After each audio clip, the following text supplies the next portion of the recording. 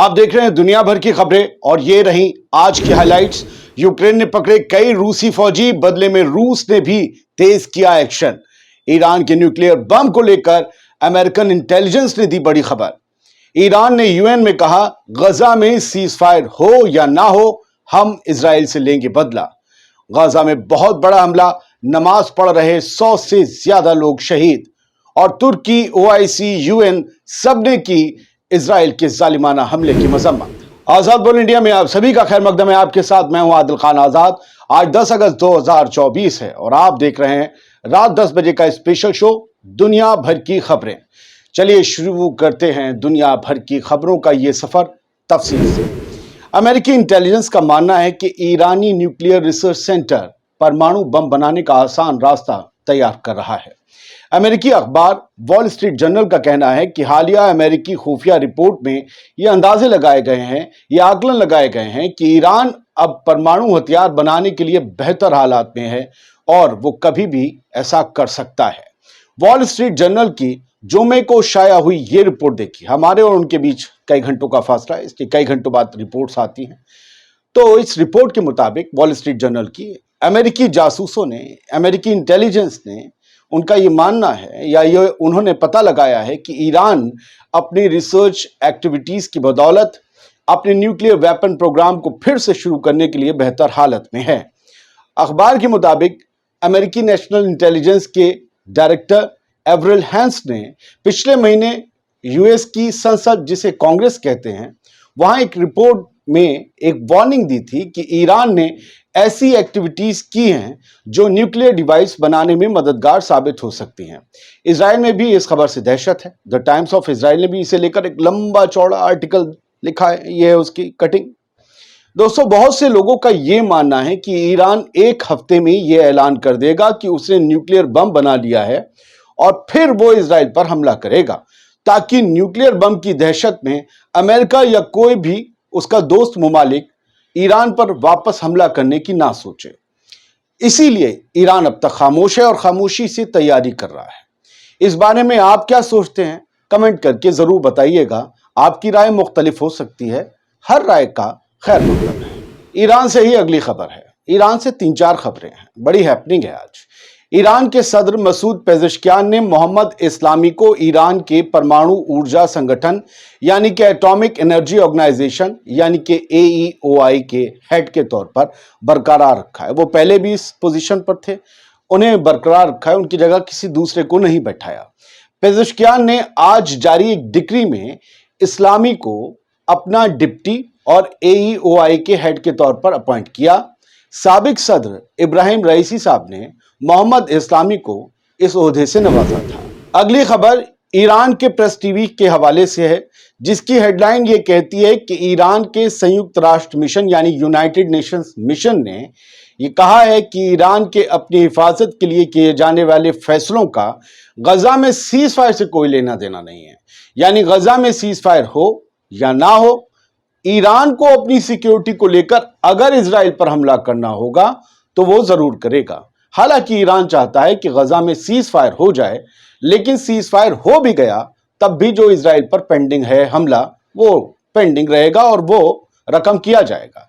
जुमे को United Nations में ईरान के परमानेंट मिशन से, देखो एक बात तो आप समझ लो, जुमे को वहां जो हो रहा होता है वो यहां देर रात आता है और देर रात उसके बाद खबर बनती है, सुबह दोपहर तक आती है। तो ये दिन भर की खबरें हैं जो दुनिया भर की आपके सामने रख रहे हैं, तो आप इसे देखिए। चलिए खबर को मुलाहिजा फरमाइए, आगे आगे मैं आपको बताता जाता हूं। जुमे को यूनाइटेड नेशंस में ईरान के परमानेंट मिशन से ये पूछा गया कि क्या ईरान गजा में सीज फायर के सिलसिले में अगले हफ्ते की बातचीत तक इजराइल के खिलाफ अपने मुमकिन हमले को मुलतवी कर देगा।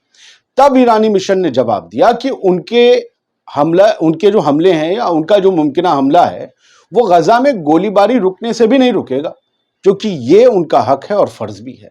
हमारे मेहमान को मार दिया, हमारे घर में आके लोग हम पे थू थू करेंगे। यानी दोस्तों, यहां से ये साफ हो जाता है कि ईरान के मुमकिन हमले की मियाद ज्यादा से ज्यादा 1 हफ्ता है, क्योंकि 15 अगस्त के लिए तय की गई सीज फायर डील में अगर कुछ पॉजिटिव रहा और फिर ईरान ने हमला किया तो फिर गजा में जंग को खींचने का ठीकरा ईरान के सिर फोड़ दिया जाएगा।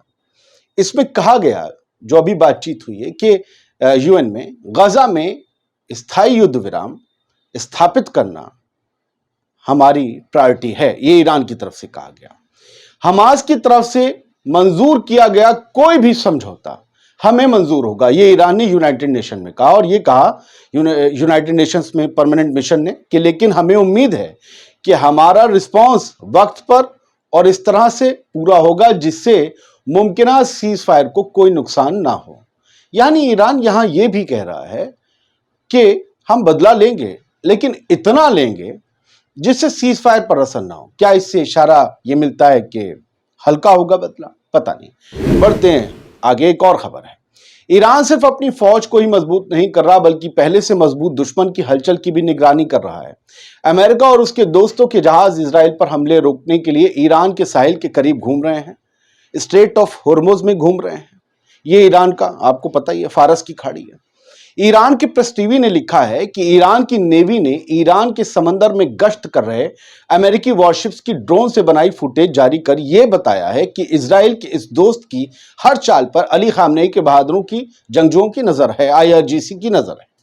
ईरान की IRGC नेवी ने फारस की खाड़ी में अमेरिका और उसके दोस्त ममालिक की नेवी के जहाजों की निगरानी दिखाने वाला नया फुटेज जारी किया है। हमने वो वीडियो देखा है। ईरान के ड्रोन आते हैं, अमेरिकन नेवी और बाकी स्पेनिश नेवी इन सब की तस्वीरें लेकर चले जाते हैं और इन्हें पता भी नहीं चलता। अमेरिकी नेवी का San Antonio class amphibious transport docked LBD है शायद। अमेरिकी नेवी का Wasp class amphibious assault ship है। स्पेन का हेलीकॉप्टर कैरियर जुआन कार्लोस 1 शामिल है। इन सब की तस्वीरें लेता है ईरानियन ड्रोन और चला जाता है। ईरान कहता है हमारी तुम पर नजर है, तुम कहां तक हो, क्या कर रहे हो। अब बात गजा की। इजराइल ने एक बार फिर से गजा पर बहुत बड़ी एयर स्ट्राइक की। इसमें 100 से ज्यादा लोग शहीद हो गए। बताया जा रहा है कि एक स्कूल पर यह एयर स्ट्राइक हुई और यहां तमाम डिस्प्लेस्ड लोग रह रहे थे। सुबह फजर का वक्त था। हमला उस वक्त हुआ जब लोग फजर की नमाज अदा कर रहे थे। इजरायली हमलों का टारगेट फजर की नमाज अदा कर रहे तमाम डिस्प्लेस्ड लोग थे। इसी वजह से मरने वालों की तादाद ज्यादा रही। आप समझ सकते हैं यह हमला बहुत कैलकुलेटेड तरीके से हुआ है। और पिछले हफ्ते में 4 स्कूलों पर हमले हो चुके हैं, उसके बाद एक और स्कूल पर हमले हुए।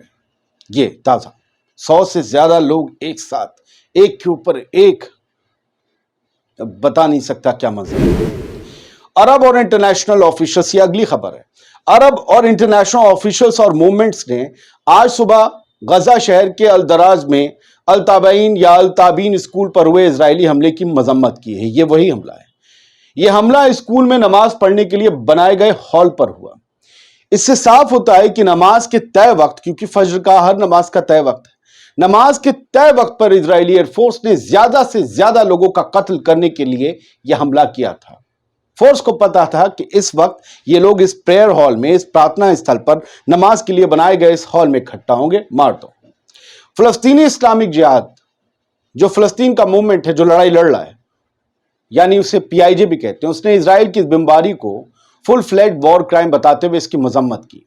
फलस्तीनी नेशनल लिबरेशन मूवमेंट फतह, जो वेस्ट बैंक से चलता है, महमूद अब्बास वाला, उसने भी हमले की निंदा की, मजम्मत करते हुए इसे जघन्य खूनी नरसंहार बताया और जोर देकर कहा कि यह आतंकवाद और अपराध के चरम का नमूना है, टेररिज्म और क्रिमिनलिटी का सबसे बड़ा नमूना। इसी सिलसिले में तुर्की ने भी गजा में हुए इस बड़े हमले की मजम्मत की है। तुर्की के फॉरेन मिनिस्टर या फॉरेन मिनिस्ट्री का कहना है कि इजराइल ने स्कूल में पनाह लेने वाले 100 से ज्यादा लोगों का नरसंहार कर दिया, जेनोसाइड कर दिया, और यह मानवता के खिलाफ, इंसानियत के खिलाफ एक नया जुर्म है, एक नया अपराध है। मिनिस्टर ने या मिनिस्ट्री ने, फॉरेन मिनिस्ट्री ऑफ टर्की ने इजराइल के PM बेंजामिन नेतन्याहू पर सीज फायर की बातचीत को और डील को और लंबा या डीरेल करने का इल्जाम लगाते हुए कहा कि ये हमले ये बताते हैं कि इजराइल और नेतन्याहू ये डील नहीं चाहता, जंग रोकना नहीं चाहता। बढ़ते आगे, निंदा वाली OIC। 57 मुस्लिम देश, 57 मुस्लिम नेशंस, ये वाला जो OIC है, इसने भी गजा में हुए अल-ताबाइन स्कूल पर जो इजरायली बमबारी हुई उसकी निंदा की है, निंदा। और फिलिस्तीनी लोगों के लिए अंतर्राष्ट्रीय सुरक्षा की अपील की है, इंटरनेशनल सिक्योरिटी की। 57 मुल्क न जाने किससे सिक्योरिटी मांग रहे हैं। क्या 57 मुल्कों को सिक्योरिटी मांगने का हक है? और ये ओआईसी कौन है?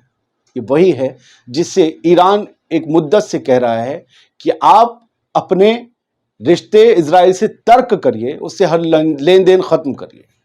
लेकिन ये नहीं मानते, निंदा का इंतजार करते हैं। बढ़ते हैं अब बात रूस और दूसरे ममालिक की। रूस ने कुसर्क इलाके में हालात को देखते हुए जुमे की रात इमरजेंसी का ऐलान कर दिया और एडिशनल सिक्योरिटी फोर्सेस को भेज दिया। 4 दिन पहले सैकड़ों यूक्रेनी फौजी रूस की सरहद पार करने के बाद अंदर आ गए थे। इस बीच ऑफिशियल्स ने बताया है कि एक रूसी एयरक्राफ्ट की तरफ से दागी गई मिसाइलों में यूक्रेन के एक शॉपिंग मॉल में भयानक धमाका हुआ, जिसमें कम से कम 14 लोग मारे गए और 44 दूसरे जख्मी हुए।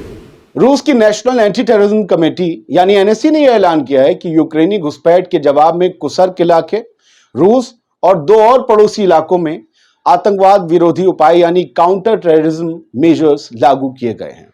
यह यूक्रेन की तरफ से इस इलाके पर हमले के फौरन बाद हुआ है।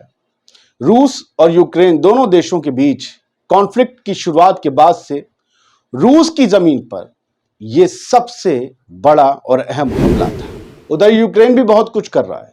यूक्रेनी फौज ने रूस के कुसर्क इलाके में बड़ी तादाद में रूसी फौजियों को पकड़ लिया है। इसका एक वीडियो भी सामने आया है।